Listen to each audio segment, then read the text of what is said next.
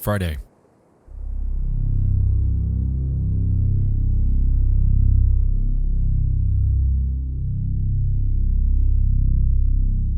Joseph Shones was scouting some back roads in the Plumas National Forest. He spent the better part of the day navigating his Volkswagen in hopes of returning with his family the next day. However, due to harsh weather conditions, his venture led to his car becoming stuck around 5:30 p.m. Miles away from help and with dwindling options, he hopped out of his car to give it a push.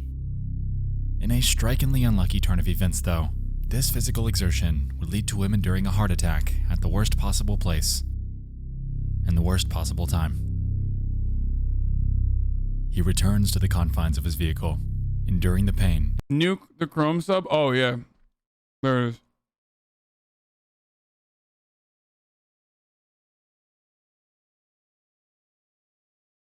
And contemplating on what to do. A short while later though, he'd catch his biggest break.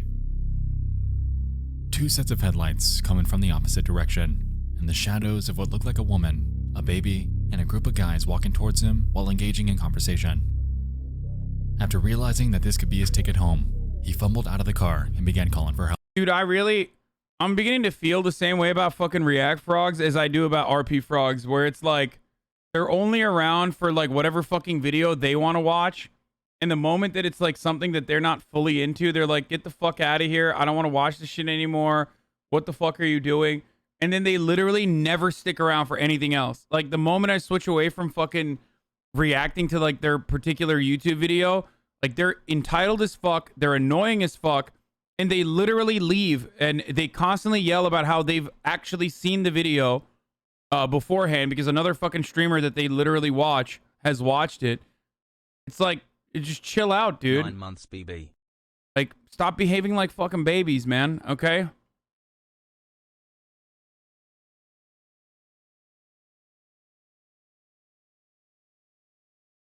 26 months, only about one. What of is them this? not more If this is a fucking Mischief Crash's golf cart, okay, if this is TOS, I can't watch it, man. Like, I can't. You're literally sending me a LSF, direct LSF link because you know it's already been like fucking clipped out.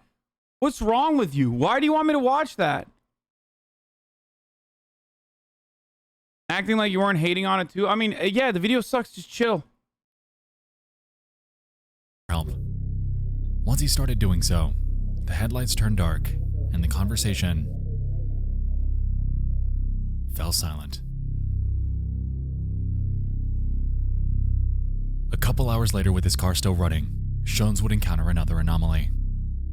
Flashlights shining in the far distance. As expected, he'd jump out once more, vehemently pleading for one of them to notice him. However, this too Hey, React felt frogs, unsuccessful. go touch time grass and stop being so cringe. Another couple of hours pass, and Shones' car runs out of gas. Fortunately though, by this point, he'd felt well enough to exit his vehicle and begin a trek up the road towards a lodge roughly 8 miles Hassel, away. Can I get a welcome to the It was on jungle? this walk when he'd witnessed a XQCL. 1969 Mercury Montego with no passengers inside. Considering the circumstances, and having spotted numerous people in the last few hours, Hi, he Hasanabi, didn't you think rock. much of it. His trek to the mountain lodge took him to the early morning of the next day, and there, he was able to obtain medical treatment and much needed help to get his car out of there.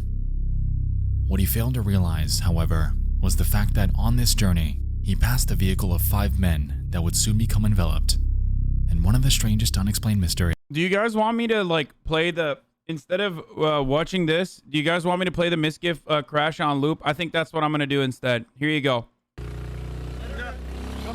Here, we'll just keep playing it on loop until they ban me or something, okay? There you go. The amount of fucking weirdos that have come in here and been like, dude, watch this. You have to watch it.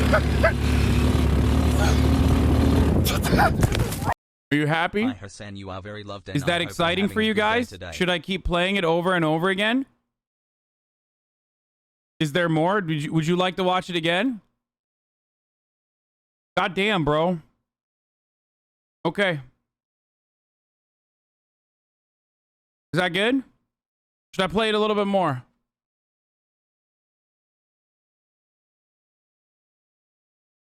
Kind of Mate, we're fucked sorry. up, dude. Yeah, he's in pain.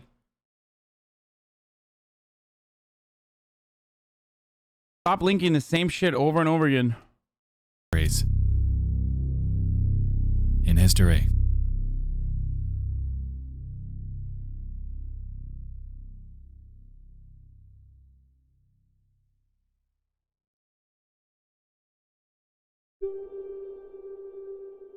Hey Hassan, relatively new viewer, but since you're doing React, I just want to know when is the best time to link you a poop sock video? Thanks. Never. February 24th.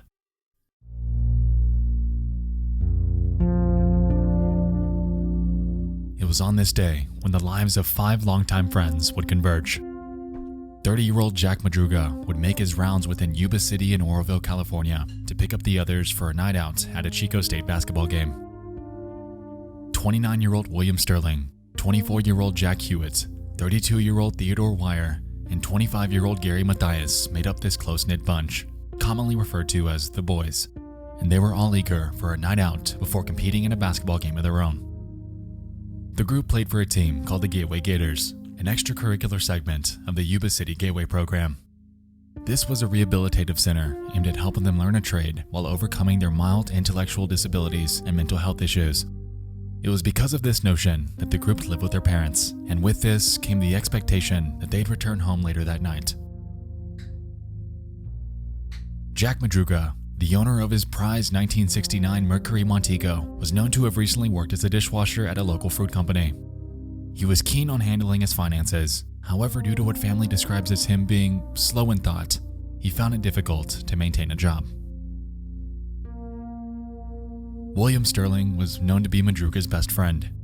He was deeply religious and enjoyed spending his free time reading literature to console patients in mental hospitals. Ted Wire, the oldest of the bunch, enjoyed confiding in his friends, however was known to lack basic common sense. According to his brother, he was known to have spent over $100 on pencils for no reason.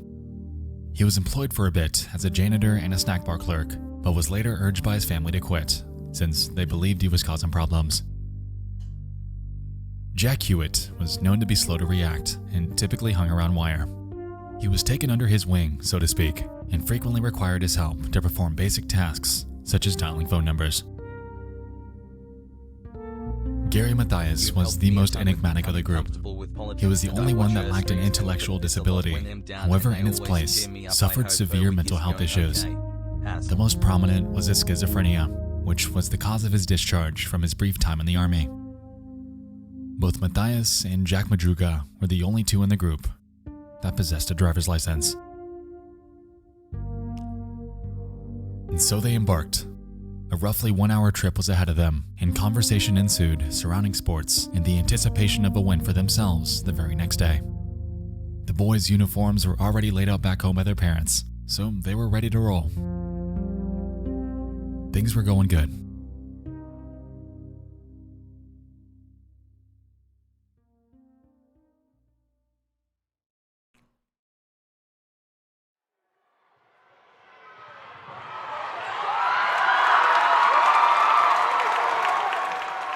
PM.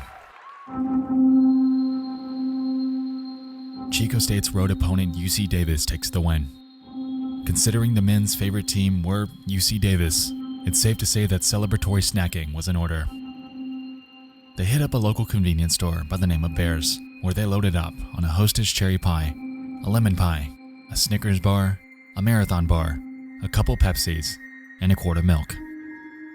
It's been noted that the clerk that checked them out that night was trying to close, and as a result was mildly annoyed by them being there. Little did they know that they'd be one of the last ones to ever witness this group alive. The boys jump back in the car and embark on their journey back home.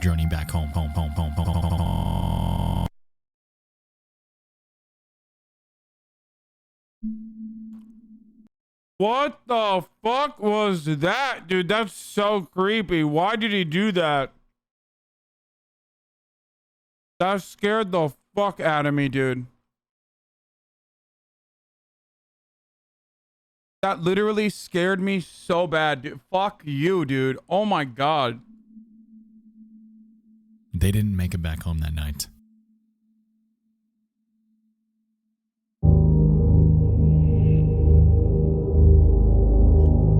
Instead of driving south, they took a detour east. Their journey that night encompassed their ride from Oroville to Chico. You would think that they'd head straight back down Highway 99 and Highway 70, but that didn't happen. Right before arriving in Oroville, the driver took a detour off of Highway 70 and onto the Oroville-Quincy Highway, a road that runs across Lake Oroville and up towards the Plumas National Forest. They drove until the road ended and continued their journey up a dirt trail until their vehicle became stuck in the snowdrift. It's unclear what happened from this point forward, but sometime after this arrival, they'd exit the confines of their car and embark into the night. No, this is a real story. Back at the lodge, Joe Shones' medical treatment had gone well. He paid no mind to the Mercury Montego since it wasn't out of the ordinary, and by midday, he was able to get his car gassed up and headed home. Concurrently, since the boys were nowhere to be found, the mothers of Ted Wire and William Sterling were contacting police, pleading for help in finding their children. It was out of character for every single one of them to be away from home for prolonged periods of time. And so they believed that the worst had happened to them.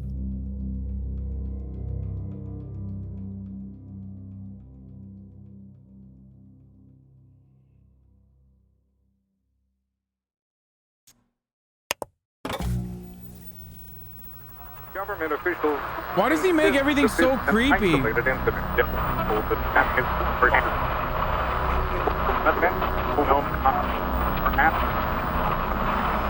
will continue to keep you informed as this story unfolds. Tuesday.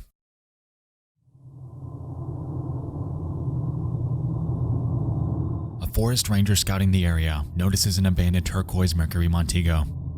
It was left on an unpaved road near Elk's Retreat, a staggering 2.5 hours from where the basketball game took place. The vehicle appeared ordinary. It was unlocked, the window was down, and snack wrappers littered the seats. In the gas tank was more or less a quarter tank of gas, and by the time it was located, it wasn't stuck. Jarringly, considering how rough the terrain of this trail is, the vehicle was found with minimal damage. Yuba County PD began broadcasting the details and photos of the missing men, and for the next 5 days, their search team would scour the region. Has spooked. This would soon prove difficult, however, considering the fact that this was in the middle of a harsh winter in the mountains. It's been reported that the search team nearly lost people on a couple occasions, and by Sunday, a harsh winter storm would move in, dumping nearly 9 inches of snow in the area. It was because of this, the environmental hazards, and the fact that time was running against them that led the police to call off the search until snowmelt that spring. And as the case sat on hold, their families were frustrated, and the 5 men were left out there, isolated, nowhere to be found. 7 months, damn, I gotta touch grass.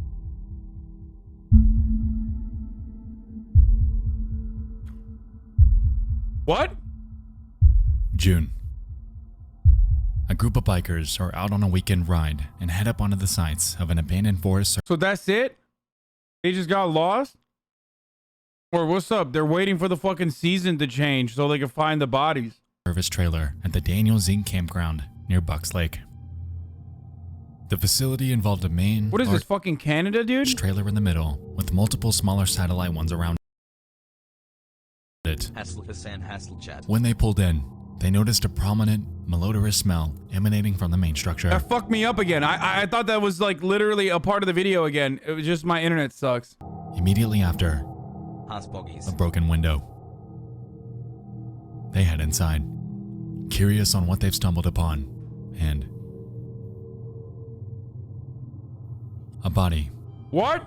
From head to toe were bed sheets concealing their identity, and after pulling them off, they discovered that it was one of the 5 men that disappeared 4 months prior. It was Ted Wire, 80 pounds lighter and with a considerable beard, lending credence to the possibility that he took refuge here for more or less 2 months. In the bed, they discovered his body with his shoes missing. With that, his feet badly frostbitten. It appeared that he passed away due to starvation and exposure to the elements. However, he strangely could have avoided this fate altogether. Since he took shelter inside of a Forest Service trailer, he had access to ample heat sources and enough canned food to last all 5 men months if they chose to stay there.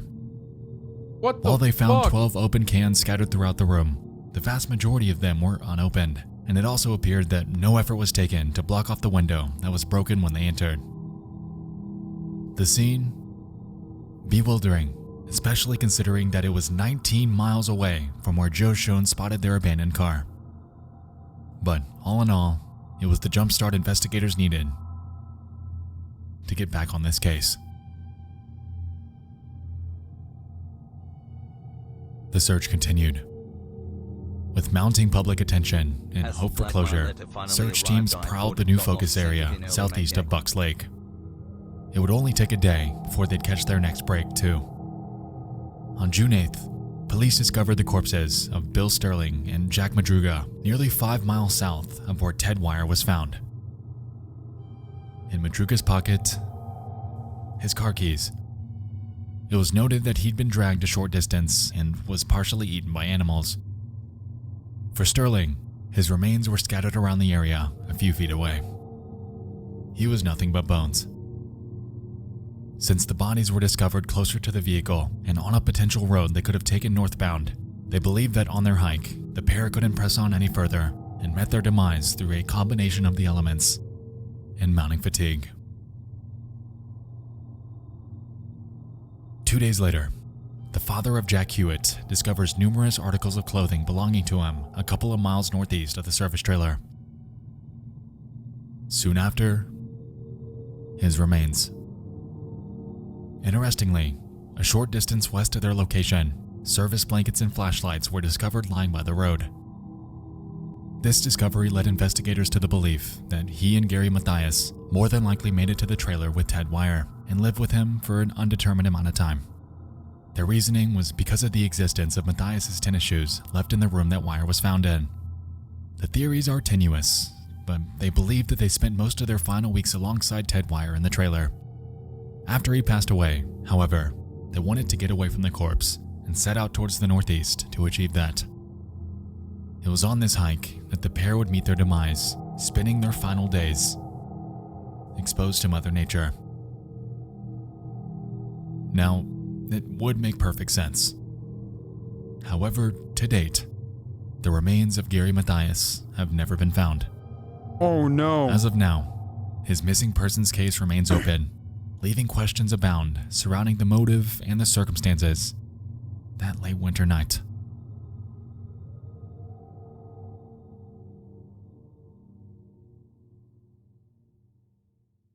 Why did they fucking call this off?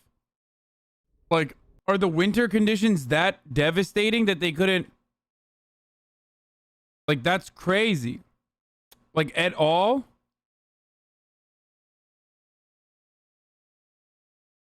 The next Poe vid is about Alana Pierce, the streamer you played with, I think, during one of your Among Us streams. Wait, what? Yeah, that is Alana. What the fuck is this?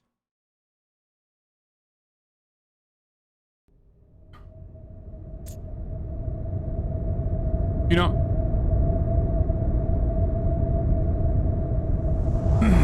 Have you never driven through snow?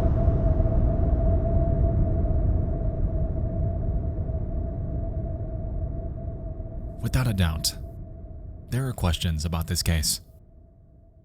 The main one, though, encompasses the following. Why did they not head home? Backing up and taking a look at this case presents an anomaly that's frequently brought up. Gary Mathias. Bro, I'm trying to go to sleep tonight, dude. What the fuck is this channel? Like, the true crime shit, at least, like, real human psychopaths is one thing. But this dude just spices it up super hard, dude.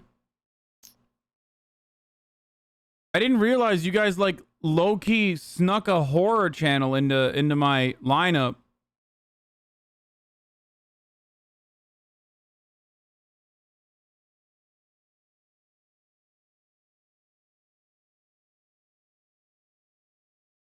This is scary as fuck, dude. Horror kick W. What do you mean horror kick W? You don't think this is scary? What the fuck happened to this guy? You don't know. I don't know.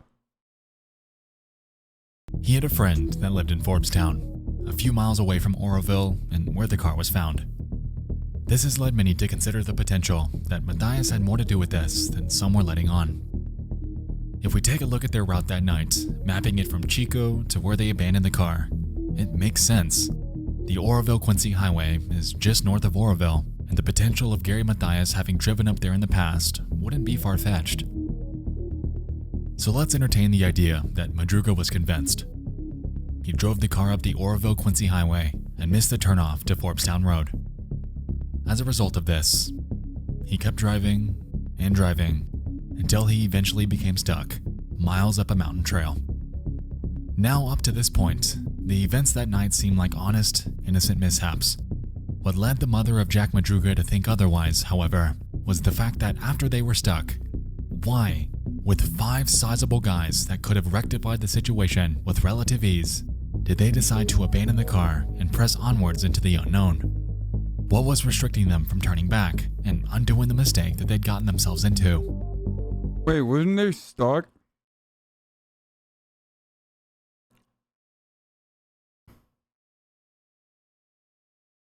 Like, weren't they literally stuck in the snow? Not really.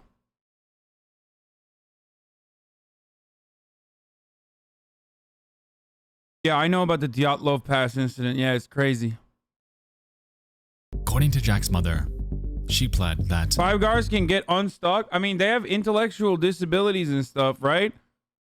I mean, they're not all there, so they probably wouldn't have. I don't know. They're not like thinking in the they're not thinking about it like that. there was some force that made them go up there. They wouldn't have fled off in the woods like a bunch of quail. We know good and well that someone made them do it. We can't visualize someone getting the upper hand on those 5 men, but we know it must have been. Considering the circumstances at the time, postulating the potential of nefarious activity wouldn't be out of the ordinary. The state that Jack Madruga's car was found in led to even further questions than it did answers. I mean, none of them have narcissistic personality disorder, so I guess you're right. They could have figured out pushing the car.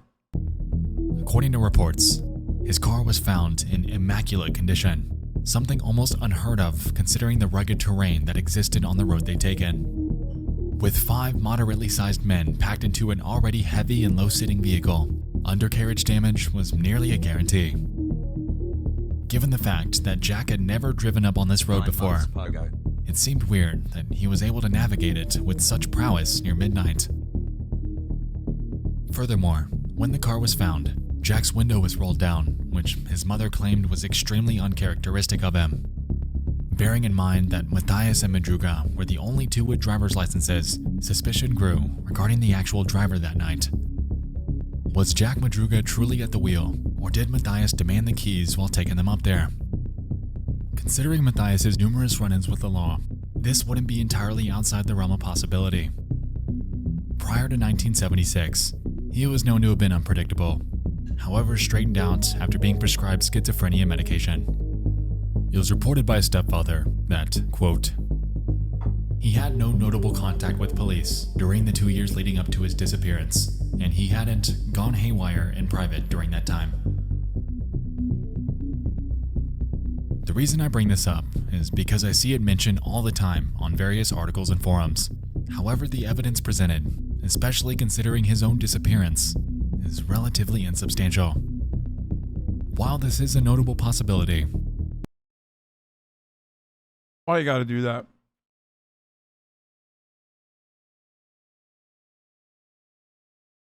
Okay. Nothing removes me from the severity of a situation like consulting Reddit threads.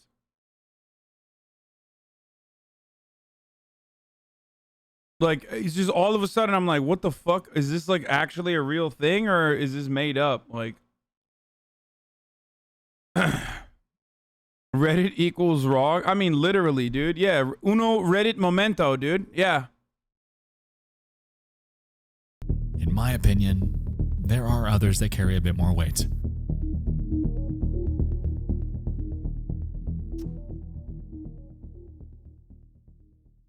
You wish you had half Let's talk about legitimacy of Joseph user. Jones. Hey, it's Nick CA. We can recall that he spent the better part of his Friday night stuck around the same area the boys were. What? It's staggering that he spent most of his night under the unluckiest of circumstances. However, I digress. In his testimony, he claimed that he witnessed something. A group. I love saying shit about Reddit because like there's always the worst kind of person in the chat that like immediately defends Reddit.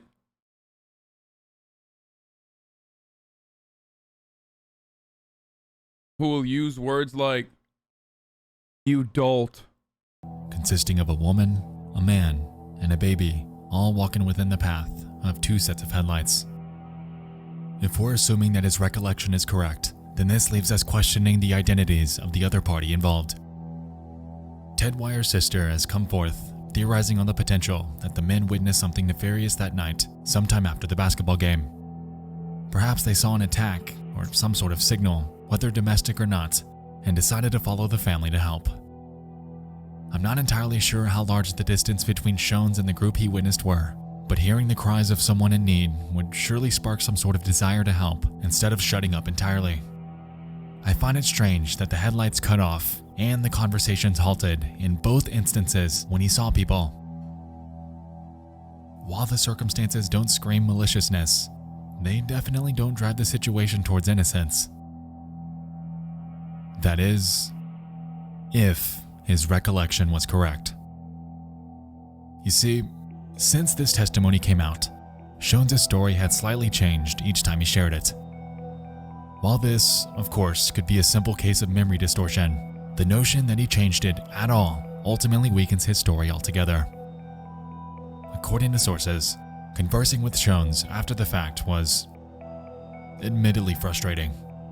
He would claim that he was very ill during the moments he believed he witnessed the others, and essentially admitted that he could have hallucinated some of the details. Bearing in mind that the other parties stopped dead in their tracks both times he called out for them, it could have easily been a figment of his imagination. But what if it wasn't? That's just it. The nature of word-of-mouth testimonies, weakened by the circumstances of their situations, ultimately leave them up for debates and shrouded in uncertainty. While a nefarious situation is plausible, we can't discount the potential that the boys' predicament that night was all one big accident gone wrong.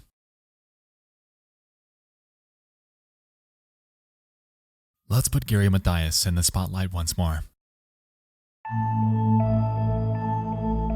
Entertain this. The men are... I'm so confused as to how the fucking guy with a heart attack was able to give like testimony. Chat, how the fuck does that work? Isn't that the guy with the heart attack?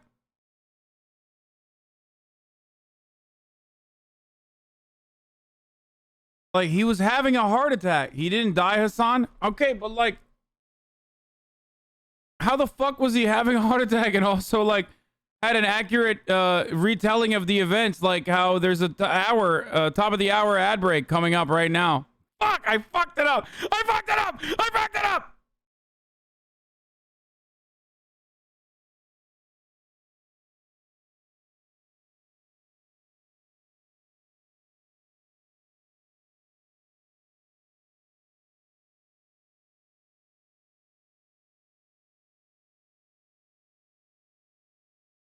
Top of the hour every hour. It's time for a 6-second ad break. Oh my god. I just said break while burping. That's kind of cool. You'd like to no longer see the ads. Chatters, all you need to do is subscribe. You can do that for $5 or for free with the Twitch Prime. I'm running the ad. You can use a VPN, ad block. Where's the ad break now? They're at the game. All's going well, and they leave that night without issue. They hit up Bears to grab some snacks before... This ridiculous debate with conservatives about perceived LGBT propaganda. Stop watching when it gets too cringe. Debate! Dylan Burns and BPF debate LGBTQ and children's media. by Politically Provoked, a 3-hour video with 4,000 views. No thanks, my friend. I think I'm going to skip that one. It seems like that's not something that I would be interested in at all. Like remotely. Debate more like debate. Yeah, exactly. He says stop when it gets cringe. Yes, before I even got started. JJ. Before hitting the road back home. They're driving down Highway 99 towards Oroville, and somewhere on the way, Matthias convinced the others to visit his friend in nearby Forbstown. Jack agrees, and they detour right before Oroville onto the Oroville-Quincy Highway, where they eventually miss the turnoff onto Forbstown Road. The Oroville-Quincy Highway is incredibly dark at that time of night, so it would make sense. Hesitant to turn around since the highway tightly winds through the backcountry, the others suggested alternate turnoffs that were supposedly ahead. Alternate turnoffs that, as we know, they never took. Before they know it, they're up a mountain road, lost in the darkness before becoming stuck. Now, while they could have dislodged the car and turned around, we can't rule out the possibility that they simply didn't think to do so in their situation. On top of this, it was reported that a day prior to their dilemma, a snowplow had cleared a path along the road that they got stuck on, potentially instilling a sense of optimism that some external party would soon be back to help. A party that never came. And so they roughly map out the nearest spot to get help, jump out of the car, and start a trek towards their destination. Since the service trailer was a whopping 19 miles away, it's safe to assume that surviving a trek of this magnitude against harsh weather is more or less a death sentence. As we know, the only ones that made it to the trailer were Matthias, Hewitt, and Wire. An undetermined amount of time later, Hewitt and Matthias would either leave to go get help for Wire or abandon his corpse and embark on yet another last-ditch effort to get themselves out of isolation. And it's on their way out that both Hewitt and Matthias both succumb to the elements, drawing their predicament to its unfortunate end. If you ask me, I think Matthias pressed on northeast, trying to make his way towards the Meadow Valley area. What he likely didn't realize, however, was the fact that it was roughly 21 miles away. If he were with Wire, someone that shedded nearly half his body weight, then we can assume that Matthias mirrored this to some magnitude, leaving him weaker than when he initially arrived there. I believe Matthias— I don't understand why they didn't just like fucking chill in the cabin, one, and they just like eat all the food in the cabin with the boys. You have unlimited water from the snow. Why are you hitting me with the just forehead emote?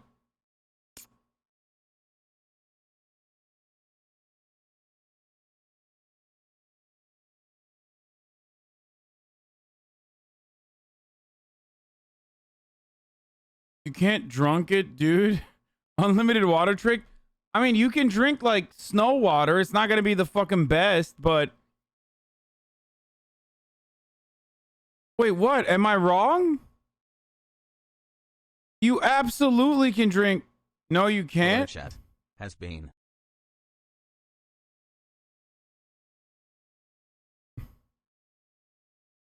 Wait, why would it? What the fuck?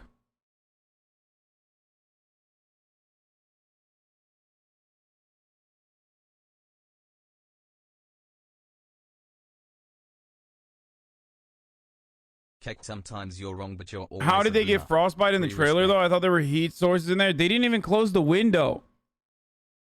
died somewhere around the Meadow Valley region, and wildlife got to him before search teams could ever make it out there.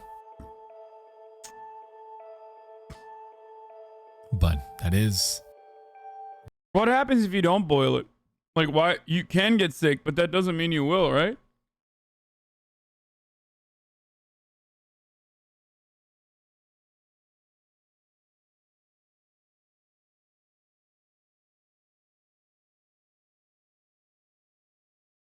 Chat, shut the fuck up. You can drink it.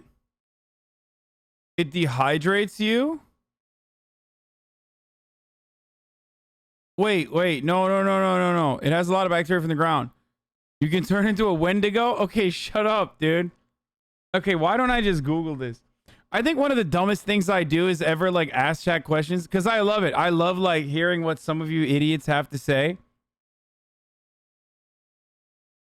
It's like literally the dumbest shit. No, guys, I meant like wait for the snow water to melt so it's no longer snow. In a short-term survival case like this, you could just drink it melted from snow water is totally fine. That's what I'm saying.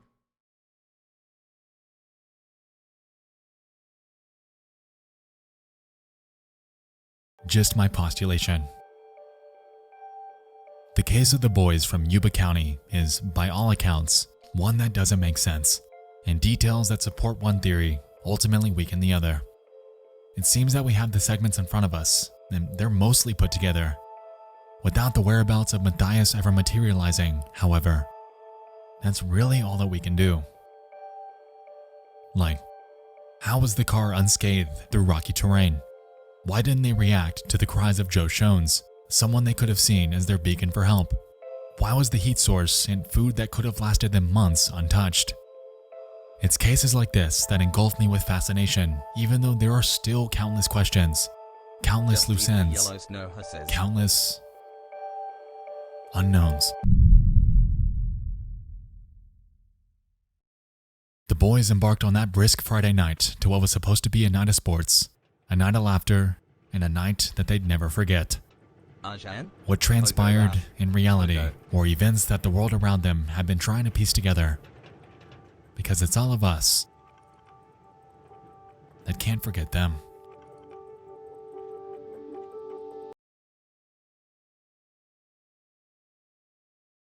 This is so, like, the way he, I don't even know what to say about this. This is like so dramatic.